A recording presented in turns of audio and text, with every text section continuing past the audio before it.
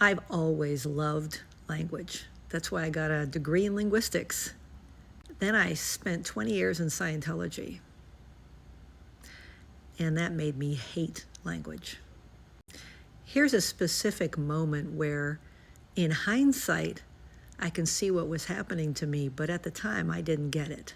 I just knew I felt incredibly uncomfortable, but I didn't understand why. I worked in marketing in Golden Arrow Productions in Scientology's international base. And one day, I was talking to David Miscavige, the leader of Scientology, about my writing. And he asked me, he said, "Did you go to college?" Like it was something bad or something. And I said, "Yes, sir. I have a degree in linguistics." And he looked at me and he said, "Aha, that's your problem. Now I understand everything about you." And everybody around him laughed. They thought that was hilarious. I did not laugh.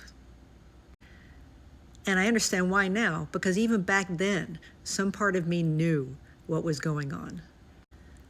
The one thing I had been trained to know, how language works, how it moves people, what it does, how it shapes civilizations. That one thing was being used against me every single day, and he knew it. That's why me having a linguistics degree was the problem, because they didn't want anybody to be able to figure this stuff out, right? But there was no fear of that back then because I wasn't eating and sleeping, so how could I think logically? And I've talked about this before, but it's so important because being in a cult or any kind of controlling organization or environment doesn't just hand you new beliefs, it hands you new words.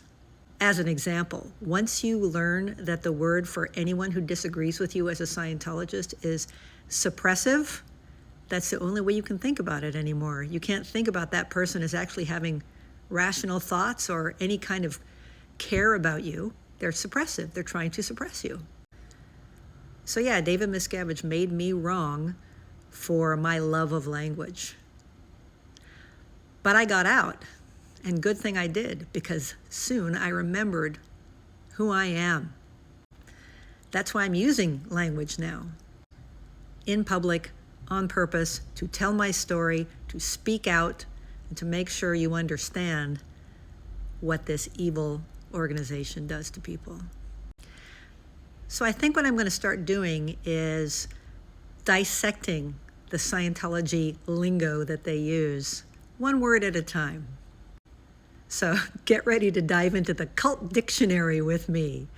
I'll start posting a word a day for a while, and hopefully it'll give you a little bit of an understanding of how these words can really wreak havoc on your brain until you get out and they don't anymore.